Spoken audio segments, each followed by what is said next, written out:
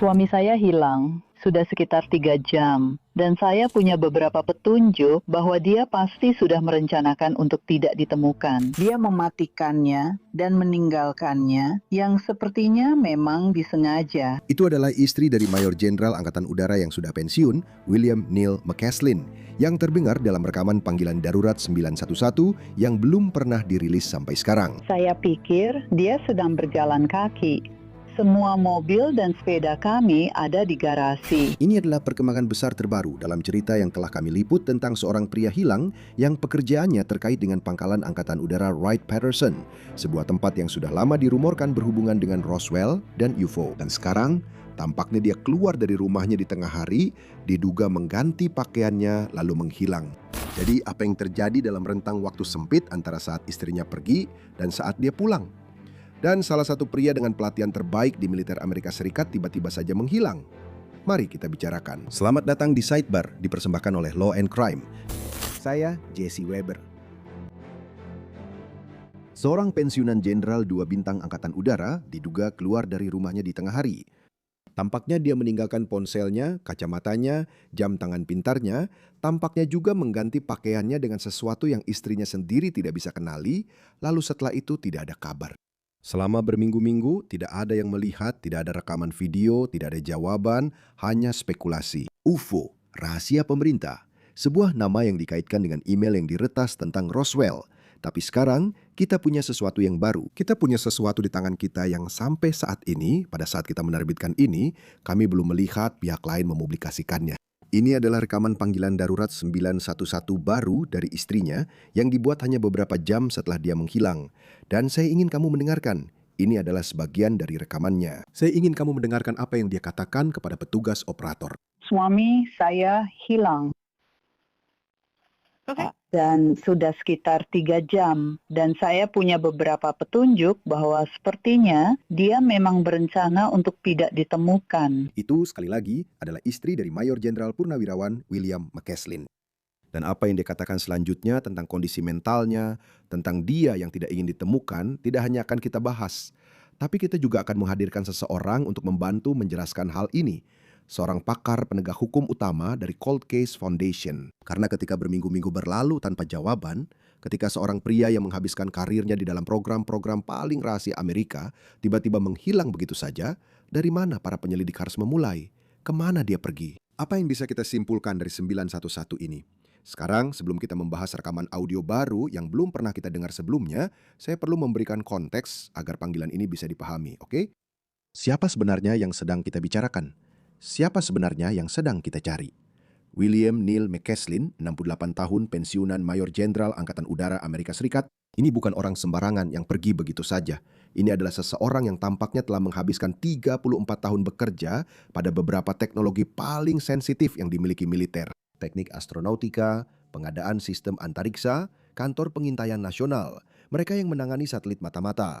Dan akhirnya, dia memimpin laboratorium riset Angkatan Udara di pangkalan Angkatan Udara Wright-Patterson di Ohio. Sekarang, Wright-Patterson itu penting. Selama beberapa dekade, para penganut teori konspirasi mengklaim bahwa disitulah pemerintah diam-diam menyimpan puing-puing dari Roswell. Angkatan Udara, untuk memperjelas, tidak pernah mengkonfirmasi hal itu, tapi asosiasinya tetap melekat. Dan saat kami terus meliput kasus ini, ketika seseorang seperti ini menghilang, orang-orang mulai membicarakannya. Orang-orang mulai berspekulasi. Sekarang, terlepas dari teori konspirasi, inilah yang sebenarnya kami ketahui. Kami tahu bahwa itu terjadi pada tanggal 27 Februari hari Kamis pagi. Sekarang, menurut kantor Sheriff Kabupaten Bernalillo, sekitar pukul 10 pagi. Seorang tukang reparasi datang ke rumah McCaslin di Quail Run Court, Albuquerque, New Mexico, sesuai jadwal, masuk ke dalam, berinteraksi dengan McCaslin. Itu sudah dikonfirmasi. Dan sekitar 1 jam kemudian, pukul 11.10, istrinya Susan pergi ke janji dokter. Ketika dia kembali, tepat setelah tengah hari, pukul 12.04, dia ternyata sudah tidak ada. Sekilas, mungkin saja dia keluar untuk berjalan-jalan. Dia memang suka kegiatan luar ruangan, seperti hiking, bersepeda, ski, dan sangat mengenal daerah perbukitan di sekitar sana. Tapi kemudian dia mulai mencari-cari. Ponselnya masih ada di atas meja. Kacamata resepnya ada di sana. Jam tangan pintarnya juga ditinggalkan di sana. Dan pakaiannya, dia bilang dia tahu persis apa yang dipakai suaminya saat dia pergi. Tapi, dan ini menarik, dia akhirnya menemukan pakaian itu nanti di lemari. Jadi sepertinya dia berganti pakaian, memakai sesuatu yang sekarang dia tidak bisa kenali. Jadi dia menelpon 911 dan langsung saja dia mengatakan sesuatu yang benar-benar membuatmu terdiam. Sekali lagi, ini rekaman audio baru. Kita belum pernah mendengarnya sebelumnya. Dick, dengarkan. Ini April, ada yang bisa saya bantu? Hai April, nama saya Susan Wilperson. Suami saya hilang. Dan sudah sekitar 3 jam. Dan saya punya beberapa indikasi bahwa sepertinya dia memang berencana untuk tidak ditemukan. Dia meninggalkan ponselnya. Dia berganti ke pakaian lain. Entah pakaian apa. Saya pikir dia pergi dengan berjalan kaki. Semua mobil dan sepeda kami ada di garasi. Saya pergi ke janji temu dokter sekitar jam 11.10. Dan dia masih ada di rumah saat itu. Dan saya pulang sekitar tengah hari dan dia sudah pergi. Dia mematikan ponselnya dan meninggalkannya, yang terasa cukup disengaja karena dia selalu membawa ponselnya. Dia punya jam tangan pintar. Aku tidak tahu apakah itu bersamanya atau tidak. Apakah dia pernah melakukan ini sebelumnya? Tidak pernah. Tidak ada yang bahkan mendekati seperti ini. Dia adalah pensiunan Mayor Jenderal Angkatan Udara. Dia sangat bertanggung jawab, tapi dia juga sedang menghadapi beberapa masalah kesehatan. Apakah Anda punya rekaman video di rumah Anda? Tidak. Apakah dia pernah didiagnosis dengan gangguan mental atau hal semacam itu? Ya, kami sudah berkonsultasi dengan dokter untuk fisik maupun mental terkait kecemasan, kehilangan ingatan jangka pendek, dan kurang tidur. Dokter yang sama dengan yang saya temui hari ini. Apakah dia membawa senjata? Ya, biasanya tidak. Dia memang punya brankas senjata dan aku sempat memeriksa brankas itu untuk melihat apakah ada yang hilang. Tapi aku tidak bisa memastikan apakah ada yang hilang atau tidak. Dia punya cukup banyak pistol dan senapan. Selain pernah berkata kalau otak dan tubuhnya terus memburuk, dia tidak ingin hidup seperti itu. Tapi menurutku, itu hanya ungkapan seorang pria yang merasa kesal dengan keadaannya. Karena aku bilang padanya, ya, kamu ingin hidup. Ya, kamu ingin hidup. Oke, kami akan mengirim beberapa petugas ke atas untuk berbicara denganmu. Coba cari tahu sedikit dan lihat apa yang terjadi ya. Tentu, terima kasih banyak. Sama-sama. Jadi begini pertanyaannya, oke? Anda adalah operator 911. Seorang wanita menelpon mengatakan suaminya, mantan mayor jenderal, keluar dari rumah beberapa jam yang lalu, tanpa ponsel, tanpa kacamata, tampaknya mengganti pakaiannya, dan dia bilang suaminya memang berencana untuk tidak ditemukan. Maksud saya, jujur saja, apa yang terlintas di pikiran Anda tentang itu? Bagaimana Anda bahkan memulai penyelidikannya? Dan omong-omong, bagaimana istrinya tahu hal ini kan? Itu penting kan? Bagaimana dengan rutinitasnya? Bagaimana? Apakah istrinya tahu bahwa dia mungkin sengaja mengambil langkah agar tidak ditemukan? Jadi untuk membantu menjawab semua ini, untuk mendapatkan reaksi terhadap hal ini, untuk mencari tahu kemana arah penyelidikan ini selanjutnya, kami menghadirkan seseorang yang telah melakukan pekerjaan ini selama puluhan tahun. Chris Medonho, Direktur Hubungan Penegak Hukum dan Konsultan Investigasi di Cold Case Foundation. Chris, senang sekali bertemu dengan Anda. Terima kasih sudah meluangkan waktu. Terima kasih Jesse Weber, saya menghargai undangannya bro. Nah, menurut Anda, apa yang paling menonjol dari panggilan itu? Ya, langsung saja. Maksud saya, tanda bahaya pertama dalam percakapan telepon itu adalah komentarnya itu. Anda tahu, dia pasti punya rencana atau sesuatu seperti itu. Dan Anda tahu, itu semacam salah satu keanehan, bukan? Apa yang kami sebut DLR, artinya ada yang tidak beres, baik dari yang terlihat maupun yang terdengar. Dan bukan berarti itu tidak bisa benar. Itu akan menjadi titik awal ketika petugas pertama tiba di lokasi untuk mulai menyelidiki hal ini. Maksudnya, dia tidak bilang seseorang pasti telah membawanya. Seseorang pasti telah melakukan sesuatu padanya. Ada pengakuan bahwa berdasarkan sosok pria yang dia kenal, terutama dari pakaian serta barang-barang yang ditinggalkan, bahwa dia melakukan ini, bahwa dia tidak ingin ditemukan. Kau tahu, kalau dibandingkan dengan kasus Nancy Guthrie yang jelas berbeda, tapi tidak ada indikasi seperti itu. Ya, mungkin awalnya kami tidak sepenuhnya yakin apa yang terjadi, tapi cukup jelas bahwa ini bukan situasi orang yang tersesat begitu saja. Kau tahu, dan ya, Dia memang jauh lebih tua dari McCaslin, tapi gagasan bahwa dia pasti sudah merencanakan untuk tidak ditemukan itu sangat-sangat menarik. Ya, maksudku, karena siapa yang memperkenalkan rencana itu? Benar. Kita pertama kali mendengarnya dalam panggilan 911. Dia merencanakan untuk tidak ditemukan. Baiklah, ketika deputi pertama tiba di lokasi dan mereka mulai, kamu tahu, mereka punya beberapa prioritas. Prioritas pertama adalah melihat apakah ada aktivitas mencurigakan terkait dengan bagaimana kondisi lingkungan di sana. Oke, lalu aktivitas kedua yang berlangsung secara bersamaan adalah mewawancarai saksi. Dan dalam kasus ini, keluarga, istri, dan kamu ingin membuat mereka berpegang pada satu keterangan. Agar nanti ketika para penyidik tiba di lokasi, dan jika ada yang terdengar atau terlihat tidak benar, seperti yang baru saja kita bicarakan, maka kamu sampaikan itu kepada penyidik pertama yang datang. Dan bagian ketiga dari teka-teki itu adalah kamu harus mulai memeriksa rumah dan mulai mencari keanehan-keanehan yang mungkin dia bicarakan di telepon. Misalnya, dia punya banyak senjata. Dia sudah mengalami banyak masalah mental. Kami pergi ke dokter yang sama, dan sebagainya.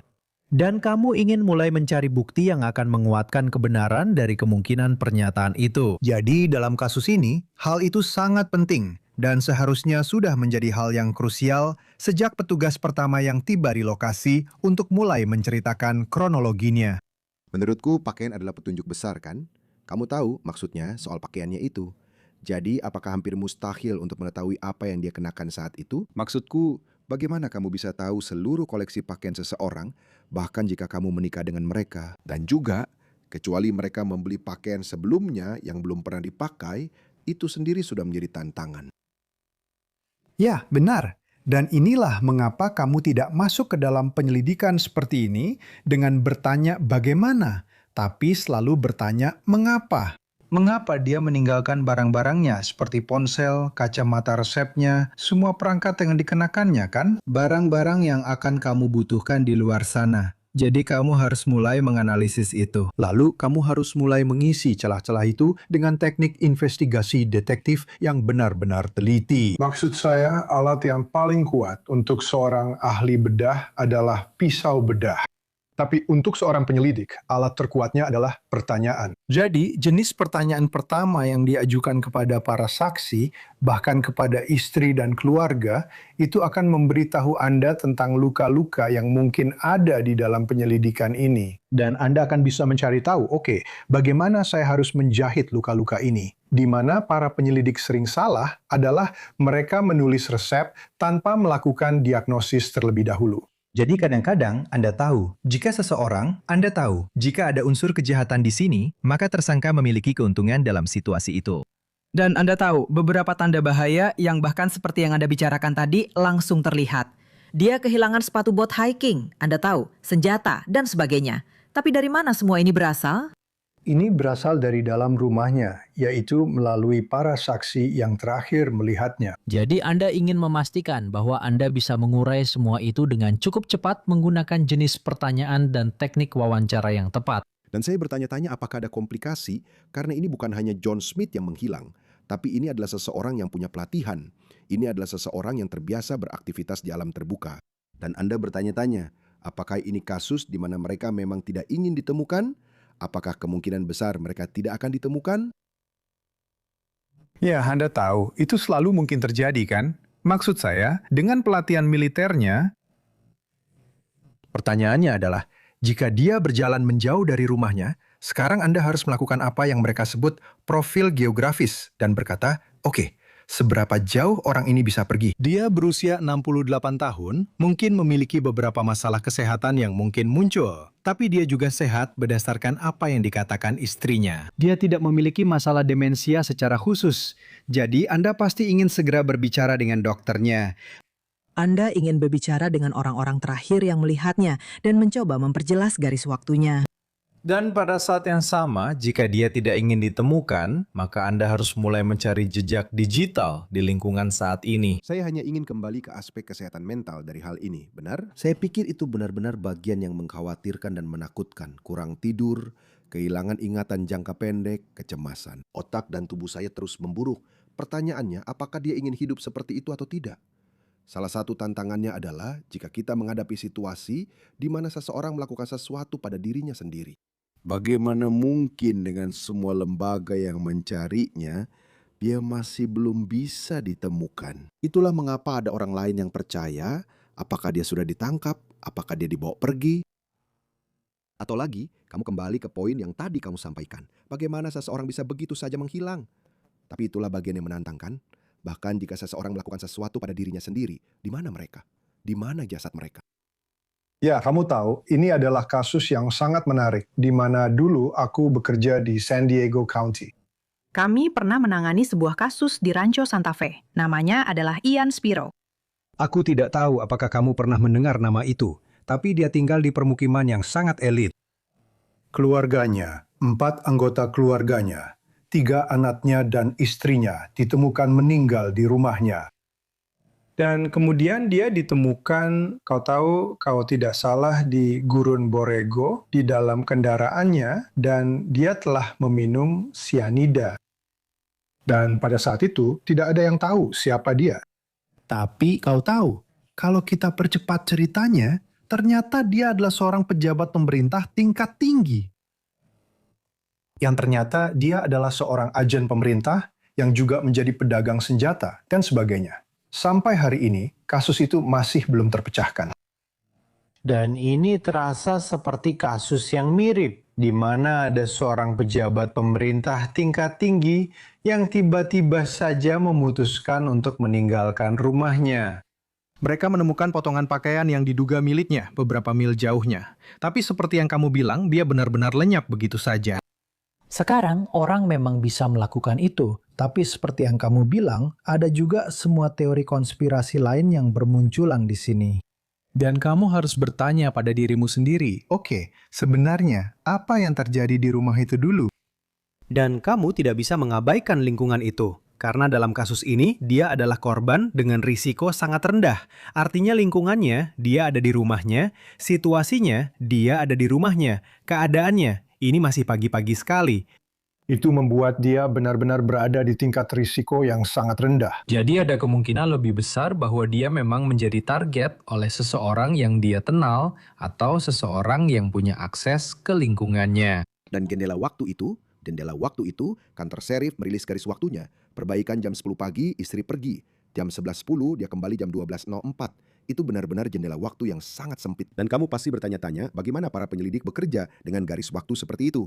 Dan kantor serif, omong-omong, cukup terbuka tentang betapa tidak biasanya semua ini. Begini cara mereka mengatakannya. Perangkat yang bisa dipakainya dan membawa ponselnya adalah kebiasaan yang biasa dia lakukan. Itu di luar kebiasaan. Kami sudah bilang sejak awal bahwa ini adalah perilaku yang tidak normal dari dirinya. Dan karena itu, kami melihat setiap kemungkinan aspek dari kasus ini dan bersedia menempuh segala cara yang kami bisa demi membantu mengidentifikasi di mana Tuan McCaslin berada. Dan tampaknya mereka benar-benar melakukan pencarian secara intensif, menggunakan drone, helikopter, unit anjing pelacak, dan anjing pelacak mayat. Mereka melakukan pencarian menyeluruh di ngarai tempat perangkat yang bisa dipakai menunjukkan dia mendaki. Dan begini, mereka kemudian menemukan kaos hijau dan sepatu hiking yang mereka kira dia pakai saat pergi. Ini ditemukan di rumah kedua keluarganya di Pagosa Springs, Colorado. Jadi mereka sebenarnya tidak tahu apa yang dia kenakan. Dan kantor sheriff juga sudah menanggapi hal itu. Kami telah menerima banyak informasi tentang barang-barang yang telah ditemukan. Kami memeriksa semuanya satu persatu. Kami memeriksa kepada keluarga dan teman-teman untuk memastikan apakah barang-barang itu memang diketahui pernah digunakan atau dimiliki olehnya. Dan kami akan terus melakukan itu. Jadi itulah pembaruan tentang barang-barang yang Anda lihat sedang dilaporkan. Kami tidak mengatakan bahwa dia pergi dengan barang-barang itu. Barang-barang itu hanya belum diketahui keberadaannya. Jadi Chris, kamu mendengar tanggapan dari penegak hukum. Sudah cukup lama sekarang. Menurutmu, sampai di mana mereka dalam penyelidikan ini? Ya, semoga saja mereka sudah sampai pada tahap mulai melihat jejak digital itu, jika memang ada. Jika memang barang-barang itu terkait dengan kasus hilangnya orang ini dan ditemukan di lokasi yang berbeda, itu berarti kemungkinan ada 2 tempat kejadian perkara di sini. Jadi sekarang kamu harus menghubungkan titik-titik itu kan? Bagaimana kita bisa dari titik A ke titik B? Dan setelah itu, dari sana kamu harus menelusurinya ke belakang. Apakah dia punya rencana? Maksudku, misalkan, ini memang kepergian yang disengaja. Apa saja bagian dari rencana itu? Nah, jika itu mobil sewaan atau semacam kendaraan yang digunakan untuk pergi ke lokasi kedua, maka informasi itu akan tersedia untuk penegak hukum. Mereka pada akhirnya akan menemukan itu. Tapi kalau misalnya ada situasi lain di mana dia bertemu dengan seseorang, kau tahu, yang punya. Kau tahu, niat buruk kalau boleh dibilang begitu. Saya pernah menangani kasus penculikan, di mana seorang ibu meninggalkan panci berisi kentang di atas kompor, lalu pergi ke toko kelontong setempat dan dia menghilang. Dan kami menemukannya 4 bulan kemudian. Dia sudah dikuburkan.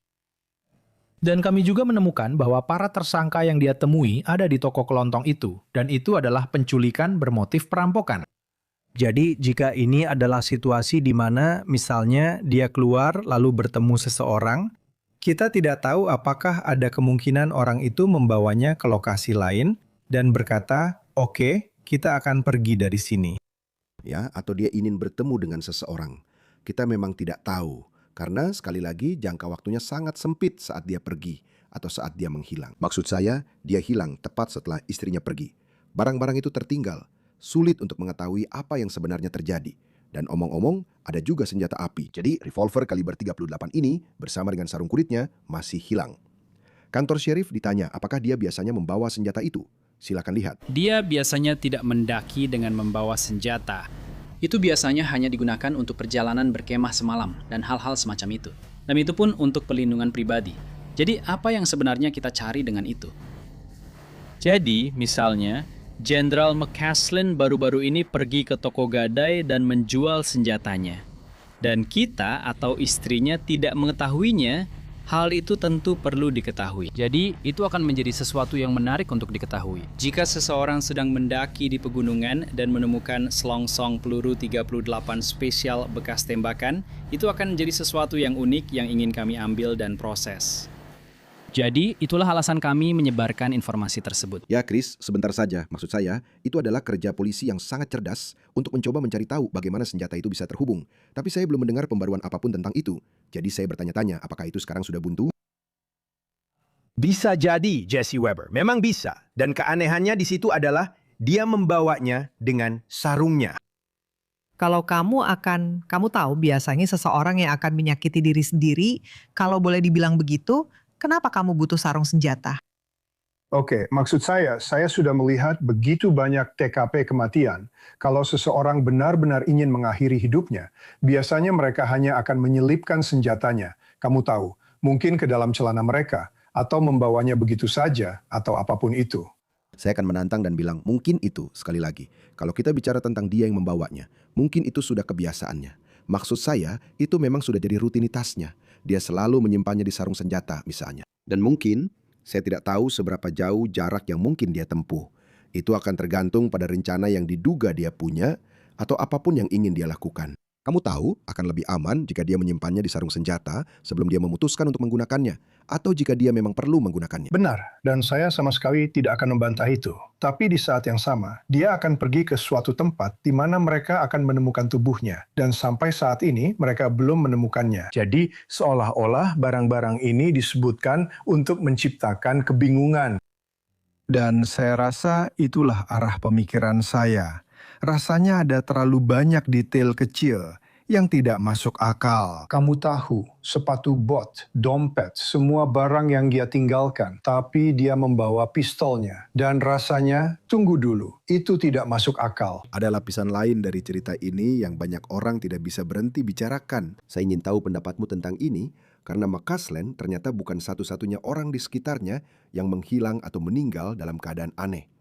Ada juga Melissa Cassius, bekerja sebagai asisten administrasi di Laboratorium Nasional Los Alamos. Ini adalah laboratorium yang sama yang mengembangkan bom atom. Dia menghilang pada bulan Juni 2025, berjalan, meninggalkan mobilnya, meninggalkan ponsel, dompet, dan kuncinya, terakhir terlihat di kamera, berjalan sendirian di jalan raya, lalu menghilang. Ada Monica Reza, seorang ilmuwan roket NASA yang menghilang saat mendaki bersama teman-temannya di California, hanya 4 hari sebelum Cassius menghilang. Dia bekerja pada sebuah proyek yang didanai oleh Laboratorium Riset Angkatan Udara, laboratorium yang dulu diawasi oleh McCaslin. Lalu ada Carl Grillmer, astrofisikawan ternama, ditembak mati di rumahnya di California pada bulan Februari, tepat sekitar waktu McCaslin menghilang. Penembaknya sudah ditangkap. Dia bekerja pada proyek teleskop yang didukung oleh teknologi militer yang diawasi oleh laboratorium yang sama. Dan untuk memperjelas, saya tidak mengatakan semua ini saling berhubungan. Korelasi bukanlah sebab akibat. Tapi apakah Anda melihat pola yang mengkhawatirkan di sini? Apakah menurut Anda semua ini harus diselidiki? Tentu saja, maksud saya dengan jenis-jenis koneksi seperti itu, bukan? Siapa saja yang ada dalam lingkaran pengaruh. Dan sekarang Anda tahu, semua orang lain ini juga Anda tahu menghilang. Dan itu menarik. Lihat korelasi yang berhubungan dengan hiking, oke? Dan juga orang-orang yang berada di luar ruangan. Semua peristiwa ini terjadi di luar ruangan. Jika Anda tahu, itu sendiri saja sudah mencurigakan. Anda tahu seberapa besar kemungkinannya. Sebuah tim bekerja sama. Dan ini menjelaskan lalu menghilang bersama-sama. Dan ini menjelaskan kenapa FBI terlibat dalam kasus ini. Dan ini bukan hanya masalah lokal dari Departemen Sheriff. Itu adalah salah satu hal yang langsung menarik perhatian saya. Seperti kenapa pihak federal terlibat dalam hal ini. Ya, orang itu adalah pensiunan militer. Maksud saya, ayah saya pernah bertugas di Korps Marinir selama 31 tahun. Tapi kalau dia menghilang, FBI federal tidak akan datang mengetuk pintu rumah saya. Jadi memang ada tantangan nyata di situ ketika kita melihat mereka terlibat. Dan mungkin seperti yang kamu maksud, karena mungkin saja ada keterkaitan. Mantan asisten direktur FBI Chris Swecker mengatakan kepada Daily Mail bahwa para penyelidik tidak bisa melihat kasus-kasus ini secara terpisah. Dia berkata, FBI tidak bisa memeriksa kasus-kasus ini secara terpisah dan menganggapnya sebagai kasus orang hilang perorangan. Anggota Kongres Eric Burlison juga meminta FBI untuk terlibat. Dia mengatakan bahwa kasus-kasus hilangnya orang ini sangat mengkhawatirkan. Lalu saya ingin membahas aspek lain, yaitu aspek UFO. Karena nama McCaslin muncul dalam email Wikileaks yang diretas itu. Tom DeLonge membicarakan dia sebagai orang yang menjalankan laboratorium di Wright-Patterson, tempat yang sama di mana puing-puing Roswell diduga dibawa. Tom DeLonge dari Blink 182 kantor sheriff ditanya tentang hal ini. Jawaban mereka pada dasarnya adalah, hanya karena itu terdengar gila, bukan berarti itu tidak benar. Tapi kami tidak bisa menyelidiki hal itu. Dan saya sudah menanyakan hal ini kepada banyak tamu yang pernah saya ajak bicara. Sejauh mana mereka bisa menelusuri masa lalunya, melihat riwayatnya, dan melihat apa yang dia kerjakan. Karena saya membayangkan ada masalah izin akses keamanan dan dokumen rahasia. Coba jelaskan soal itu. Ya, mereka tidak bisa melangkah jauh. Bahkan pihak federal pun tidak bisa melangkah jauh FBI, kecuali ada yang mereka sebut izin keamanan kartu hijau. Dan fakta bahwa semua hal ini terkotak-kotak, yaitu beberapa proyek ini mungkin bersifat sangat rahasia, dan seterusnya, dan seterusnya. Kamu bisa mendekati pintu itu, tapi itu tidak berarti pintu itu akan terbuka. Dan itu adalah salah satu hal menarik dalam kasus Ian Spiro yang tadi saya bicarakan. Berita hanya sampai pada, ya, ada beberapa koneksi dengan pemerintah, yaitu Dia kemungkinan dianggap sebagai salah satu pedagang senjata selama pasokan senjata Iran kontra. Dan begitu sampai pada tingkat itu, hanya sampai di situ saja. Dan kasus itu hingga hari ini, sekali lagi, belum pernah terpecahkan. Dan itu terjadi di tahun 90-an. Jadi apakah ini akan masuk ke dalam kategori itu ketika semua orang hanya akan nyaris menemukan jawabannya? Dan karena proyek-proyek tingkat tinggi lain yang diawasi oleh orang ini, mereka tidak bisa cukup mendekati kebenarannya. Intinya, kita tidak tahu apa yang terjadi padanya. Kita benar-benar tidak tahu. Itu jawaban yang jujur. Saya akan bilang, jika Anda berada di Sandia Foothills pada tanggal 27 atau 28 Februari, periksa kamera Anda, rekaman bel pintu, dashcam, foto-foto yang Anda ambil hari itu. Anda dapat mengirimkan informasi ke unit orang hilang kantor Syarif Kabupaten Bernalillo di 505-468-7070. Anda dapat mengirim pesan secara anonim melalui TIP 411. Kirim pesan teks, BCSO dan informasi Anda ke 847411. Chris, terima kasih banyak sudah meluangkan waktu. Saya sangat menghargainya. Terima kasih, Jesse. Tapi itu saja yang bisa kami sampaikan untuk Anda saat ini di Sidebar semuanya. Terima kasih banyak sudah bergabung bersama kami. Dan seperti biasa, silakan berlangganan di YouTube, Apple Podcast, Spotify, atau dimanapun Anda mendapatkan podcast Anda. Anda juga bisa menonton kami di Peacock milik NBC. Jika Anda ingin mengikuti saya di X, Instagram, acara saya di News Nation, Jesse Weber Live, Senin sampai Jumat pukul 11 malam waktu timur. Sampai jumpa di lain kesempatan.